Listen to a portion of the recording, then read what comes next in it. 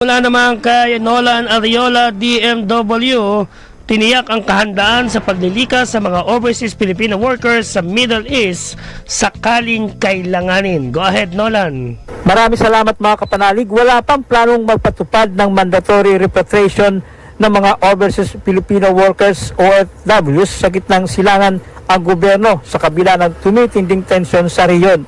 Ayon kay Secretary Hans Leo Kakdak, patuloy na nirepaso ng Department of Foreign Affairs ang alert levels at hindi pa ito umaabot sa punto ng sapilitang pagpapauwi.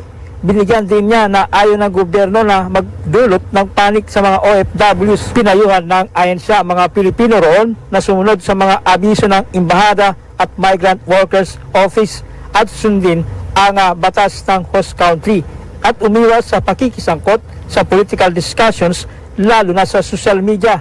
Nauna nang sinabi ng Pangulong Ferdinand Marcos Jr. na maigpit na minomonitor ng pamahalaan ang sitwasyon. Malinaw na po at maayos ang koordinasyon natin na maaaring maigrupo sa ilang mga sangay. Una, yung in-country assistance po natin, which includes yung basic needs services that we are providing and we could provide to our nationals. Meron po mga hotlines na flash sa screen kanina, napakainam po niyan kasi yun po ang hotlines na pwedeng dulugan. Ang basic needs assistance nakasentro sa mga nangangailangan, food, water, ano pa mang kailangan ng isang tao o pamilya sa mga lugar na nabanggit.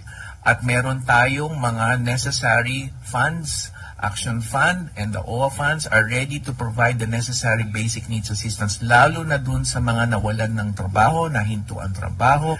Hindi pa ho tayo humantong sa level ng repatriation, but bagamat walang mass repatriation ay kailangan pa rin mag-ingat ng mga kababayan natin. Mga kapanalig, isa sa dalangin na isinasimbang Katolika ay ang matulungan ang mga OFWs na naipit sa namang kaguluhan saan man. Para sa Veritas 846, ang radyo ng simbahan. Ako yung kapanalig, Nolan Ariola, sumainyo ang katotohanan. Ronda Veritas Report. Okay, maraming salamat sa ating Ronda Veritas at muli po ang ating panalangin, pagdarasal para sa lahat ng ating mga kababayan, lalo na sa gitnang silangan. Shoutout daw kay Julius Paduan mula sa Saudi Arabia, galing sa iyong utol na si Walter Padua. At sa ngalan po ng Veritas Manila at Veritas 846, ako po ang inyong damay kapanalig, Roel Garcia, sumainyo ang katotohanan. Inyong napakinggan ang Katas in Action. Abangan mula Lunes hanggang Biyernes, 1:00 hanggang 2:00 ng hapon, dito sa Veritas 846, ang radyo ng simbahan. From Metro and Mega Manila to the World Wide Web, through broadcast and social media. Veritas 846, ang radyo ng simbahan.